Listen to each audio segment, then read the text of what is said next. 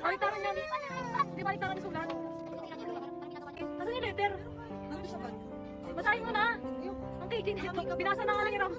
Paano ba? Ano naman ang dito? Mabasa ng sayo. Wala ka naman kadite.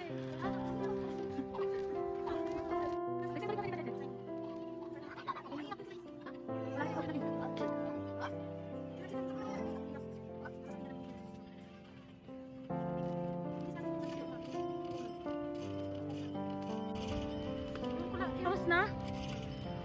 Baliktaran? Ano ako magbasa? 30 words per